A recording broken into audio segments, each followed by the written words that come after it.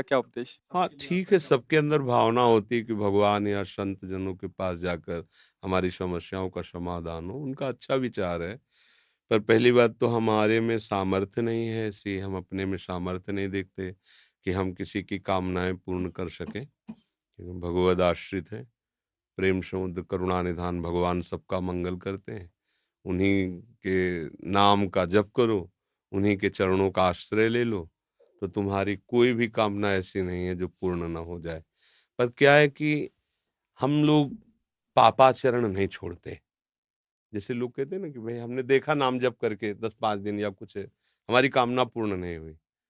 नाम जप तो आप थोड़ा करें, इसके बाद जो पापाचरण कर रहे हैं, जो गलत किसी भी कामना की पूर्ति के लिए अगर राक्षसों ने भी अनुष्ठान किया तो आप पढ़ के देख लो। सब असत आचरणों का त्याग करके ऋषि मुनियों की तरह उन्होंने साधना की, मंत्र सिद्ध किया, फिर वो राक्षसी में उतर गए, पर साधना की है उन्होंने। अब किसी भी कामना की पूर्ति के लिए सेव संतरा दान करने से थोड़ी कामना की पूर्ति हो जाएगी।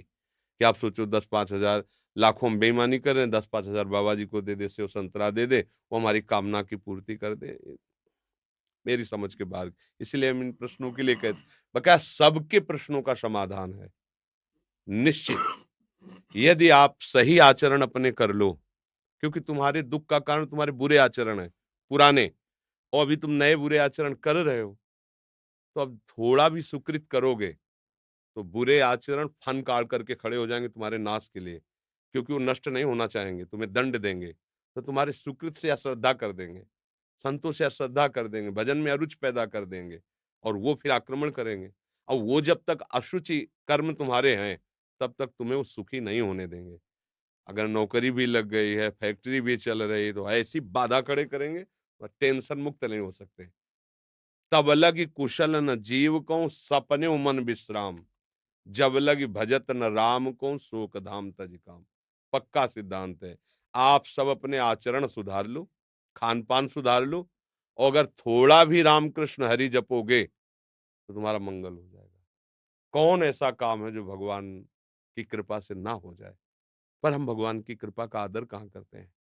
मनमानी हम विषय भोगें, गंदे आचरण करें, और कुछ बिहारी जी या किसी संत को हम दे के अपना काम बनाना चाहें, तो यहाँ घूस नहीं चलती। अगर तुम्हें अपनी कामना की पूर्ति करनी तो पहले आचरणों को संभालो आप। आप अपने आचरणों को ठीक करो, जो मूल बात है। ऊपर पेंट पोतने से कुछ नहीं होगा। नीचे नींव मजबूत नहीं, पूरा ढह जाएगा। अभी वर्तमान की कोई भी सेवा, कोई भी दान पुण्य आपका एक कर्म हुआ ना, तो आपके हजारों ऐसे कर्म जो आपका नाश करने के लिए तैयार हैं। अब अगर आपको कोई बचा सकता है, तो जो उनको माफ कर सकता है वही बचा सकता है। वो केवल भगवान श्री हरि है। इसीलिए संतों की बात जल्दी समझ में नहीं आती। आप ये करो, ये दान करो, ये पुण्य करो, तुम्हारा काम हो जाएगा, तुम कर दो। नहीं होगा, करके देख लो। क्यों? क्योंकि जो तुम दान पुण्य कर रहे हो ये इतना बड़ा है, और तुम्हारे पहाड़ जैसे पाप जमा हो, तुम्हें सुखी कैसे होने देंगे? तब तुम्हें अश्रद्धा हो जाएगी कि ये, तो इसलिए मूल बात है, कोई भी ऐसी बात नहीं जो हमारे भगवान पूर्ण ना कर सके। पर आपको नियम से चलना होगा। आप शराब पियो, मुर्गा बकरा खाओ, व्यभिचार करो पाए माई माई बहन से, चोरी करो, हिंसा करो, और आप सोचो उससे कुछ हम धन दान करके, या कोई हमारी कोई कामना की पूर्ति करने में समर्थ नहीं भगवान के सिवा। तुम चाहे जितने पातकी हो, भगवान का आश्रय ले लो। जिनका चरण धुवन गंगा जी हैं, जिनके चरणों का चिंतन कर कर बड़े-बड़े महात्मा हो गए, उन्हीं से तुम्हारा मंगल होगा, और कहीं मंगल हो जाए ऐसी हमारी भावना नहीं है। क्योंकि संत भगवान के ही यश का गान करते हैं। उन्हीं के नाम के प्रभाव से किसी में कुछ भी जो दिव्यता आती है, वो उन्हीं से आती है। तो अगर आपको संतों के पास जाने का लाभ लेना है, तो श्री हरि की शरण में हो जाओ अंदर से। बुरे आचरण बंद कर दो, और नाम जप करो, जो चाहोगे प्राप्त हो जाएगा। पक्की बात है, अगर ये नहीं, तो फिर बात है। नाम जप शुरू करोगे तो पहले नाम जप उनको मारेगा, उन कर्मों को, जो तुमने पूर्व में किए हैं, तुम्हें दुःख देने के लिए तैयार है वर्तमान में, उनको वो नष्ट करेगा। इसीलिए समय लगता है। अब आदमी सोचता है कि यार इतने दिन से माला जप रहा हूँ, कोई लाभ तो मिला नहीं। वो लाभ हो रहा है, तुम्हारे दुखों का नाश हो रहा है, अशुभों का नाश हो रहा है। जिस दिन उनको मिटा दिया, तो फिर जो आनंद मिलेगा, वो जीवन कृतार्थ। एक-एक चावल के लिए तरसते थे सुदामा जी। लेकिन धर्म भ्रष्ट नहीं हुए। घर में आते, पत्नी कहती हम तुम तो भूखे रह सकते हैं, छोटे-छोटे बच्चे। बोले हमारा धर्म है। हम अपने धर्म का पालन करते, 5 घरों में घूम आते, नहीं मिलता क्या करें? जैसे हरि रखें वैसे तुलसी दल और चरणामृत से। तो जैसी द्वारिकापुरी थी वैसी ठाकुर ने खड़ी कर दी सुदामापुरी। थोड़ा इंतज़ार करें, धर्म से चलें। पर हम तो धर्म से कहाँ चलते हैं? अगर हमको लगा कि 2 लाख का हमें फ़ायदा मिल जाएगा झूठ बोलने से या इसकी हिंसा करने से, हम चूकते नहीं हैं। अपने स्वार्थ के लिए बेचारे निर्बल पशुओं की हत्या कर दें। अब चाहो सुख कैसे हो सकता है? करो कुकर्म, पापाचरण करो, मनमानी आचरण करो, इसके बाद सुख चाहो ऐसा कैसे हो सकता है? बोओ बबूल और सोचो कि हमें आमरस मिल जाए, कैसे मिल जाएगा आमरस? तुमने बबूल बोया तो वही काटना पड़ेगा। अब वो नाटक में फँसे हुए हमारी वृत्तियाँ हैं तो हमको कोई बड़ा मतलब कैसे तुम्हें बताएँ? बिल्कुल उसको परिचय नहीं भगवान का और जाते हैं लोग, हमारा दुःख दूर कैसे हो? बोले तुम्हें एकांतिक तुम्हें बलि देनी पड़ेगी, तुम्हें ये करना पड़ेगा। अरे यार! कैसे कैसे पागल बना रहे हो? किसी की हत्या करके, किसी की हिंसा करके, किसी से व्यभिचार करके किसी का मंगल होने वाला है? खुद पता नहीं उसको मंगल किसे कहते हैं। एकमात्र अगर मंगल है तो भगवान के भजन में किसी का आशीर्वाद तुम्हें नहीं बचा सकता। हमारी बात पक्की मान लो। तुम्हारा आचरण ही तुम्हें बचाएगा। ये बार-बार हम तुम्हें कह रहे हैं। अगर तुम गलत करते हो तो तुम्हें कोई नहीं बचा सकता। और अगर तुम सही से चलते हो तो तुम्हें कोई नहीं मिटा सकता, कोई गिरा नहीं सकता क्योंकि भगवान वहीं देख रहे हैं जहाँ आप हो। आजकल हमारे लोगों की क्या बुद्धि है? हम तो खूब भोग भोगे मनमानी और ये साधु महात्मा जो भजन करते हैं ना, इनको कुछ दे देंगे बेचारे, वो भजन करके हमारा सब कुछ सुधारते रहेंगे। ऐसा कभी हुआ है? कभी हो सकता है? नहीं हो सकता। अगर ऐसा कहीं है, वो नहीं है, जो होना चाहिए वो नहीं है। एक ही बात है, आप अपने को सुधार लीजिए, आप अपने आचरण पवित्र कीजिए और नाम जप कीजिए, सब ठीक हो जाएगा। समय लगेगा, पर जब दीपक की तरह जलोगे, कुल परंपरा तक चलते रहोगे और एकदम हाइलोजन की तरफ फ्यूज हो जाओगे। अधर्म क्या करता है? हाइलोजन की तरह अरे फटाफट गाड़ी आई, फटाफट रुपया पैसा और सब और फिर क्या हुआ? पूरा परिवार गाड़ी की चटनी बन गया। अरे बोले हो गया। ये अधर्म है। ऐसे ऊपर ले जाएगा तो आपको लगेगा बहुत ऊंचाई पे नहीं, ऊपर से छत से फेंके जाओगे तुम ऊंचाई से। और धर्म से चल रहा है ना, हो सकता है कि उसको घी लगाने को ना मिले रोटी में, लेकिन उसके बच्चे स्वस्थ होंगे। उसका परिवार शांत होगा, आनंद होगा, धीरे-धीरे वो बढ़ेगा। भजन कर रहा है, सत्य से चल रहा है, आज दुखी है, एक दिन वो सुखी हो जाएगा। अधर्म से चल रहा है, पापाचरण कर रहा है, आज वो बढ़िया-बढ़िया तुम्हें दिखाई दे रहा है, एक दिन मिट्टी में मिल जाएगा। अब ये बातें तो चुभने वाली हैं, तो ये बातें सबको पसंद नहीं आती हैं। कितना नाटक है? तुम करो पाप और तुम्हारे को सुख मिल जाए, कैसे हो सकता है भाई, कैसे हो सकता है? बस हम कुछ दे देंगे। अगर साधु तुमसे लेने के लिए चाह कर रहा है, तो तुमसे ज़्यादा गिरा हुआ तो वही बात है ना। तुम उसके दाता हुए, वो तुम्हारा भिखारी हुआ। केवल आचार्यों ने रोटी माँगने का आदेश किया है, विरक्त भाव से रोटी माँगकर पेट भर सकते हैं।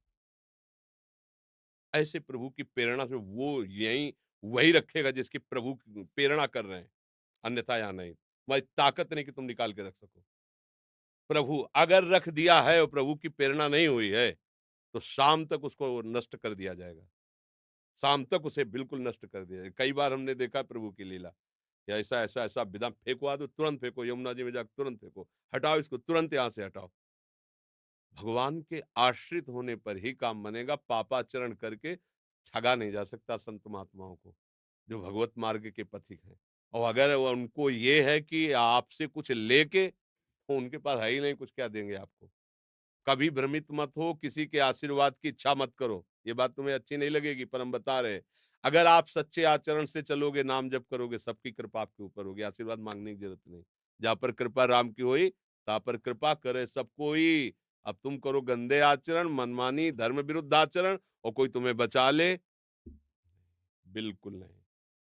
संतों का उपहास किया, पेट में कढ़ाई बाँध करके, द्वारिकापुरी में, उन्हीं के परिवार में, भगवान के बच्चे। शाप दिया तुम्हारे कुल का नाश कर, भगवान ने बिल्कुल नहीं मिटाया। किया है उपवास तो भोगो। भगवान हैं, वो ऐसे जरा में 1 सेकंड में सब मिटा सकते थे। टाँग पे टाँग चढ़ाए आराम से देखते रहे सब मार-मार जाओ। जब वो अपने परिवार के आचरण का जब फल आया तो नहीं बचाया तो तुम्हें कैसे बचा लेंगे? तुम आचरण सही करो, तब तुम किसी से आशीर्वाद की ज़रूरत नहीं है। ये जो है ना, आज बाबा जी ने आशीर्वाद दे दिया हमारा, हाँ, ये आशीर्वाद मान लो, हमारी बात मान लो, हरि के चरणारविंद का आश्रय ले लो। प्रणत कामदम पद्मजार्चितम धरणि मंडनम ध्येयमापदि।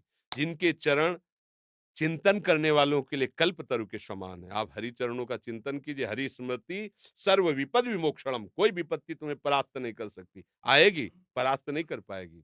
हरि चरणों का चिंतन, जिनकी लक्ष्मी जी स्वयं हर समय पूजा करते हैं, वो चरण है। और उन चरणों का आप चिंतन करोगे तो लक्ष्मी कमी रहेगी क्या?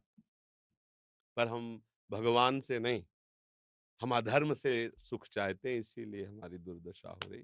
तो किसी की भी नौकरी है, फैक्ट्री है, बीमारी है, ये जो कुछ भी है, सब भगवान की सृष्टि का है।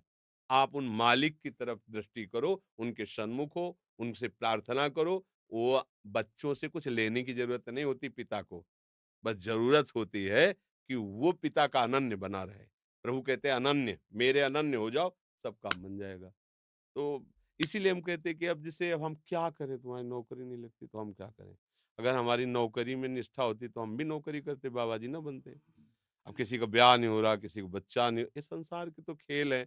अब इसके लिए हमारे पास तो एक ही उपाय है, हरिशरणम हरिशरणम। वो तुम करोगे नहीं, तुम्हें चाहिए यही जंतुर मंतुर, यही घोड़े की नाल की अंगूठी और न जाने किसके नाखून, क्या क्या सब नौटंकी चाहिए तुम्हें। और वो कुछ चनए कुछ लय ओला, एकमात्र हरि स्मरण।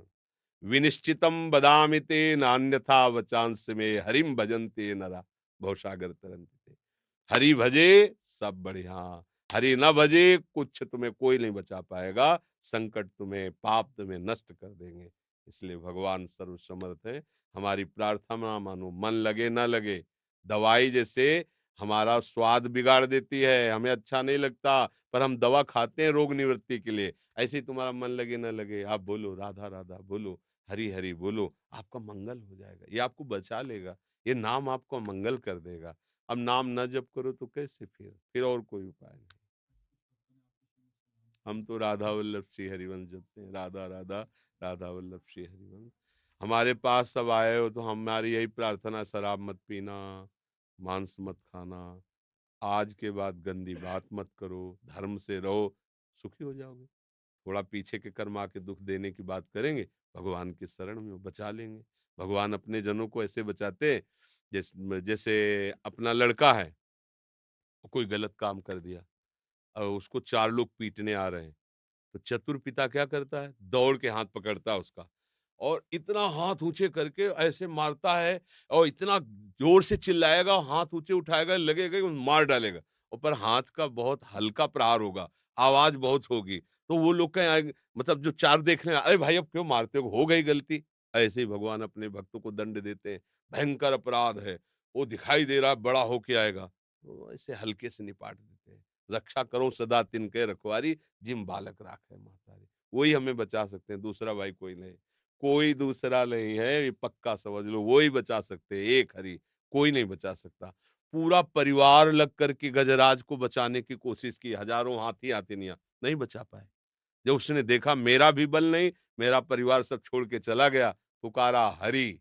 पूरा नाम नहीं हो पाया था कि हरि आ गए, सुदर्शन चक्र से ग्राह को मारकर गजराज को मार दिया। सब पूरा सभा बैठी हुई है, कोई रक्षा द्रौपदी की नहीं कर पाया।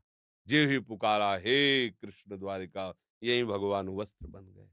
हमें चाहिए कि ये इन कथाओं से हमें प्रेरणा मिलती, हम भगवान का भरोसा रखें, वही बचाएंगे। उन्हीं के ही चरणों का आश्रय लेने से हमारी सारी कामनाएं पूर्ण होंगी, दूसरा कोई उपाय नहीं।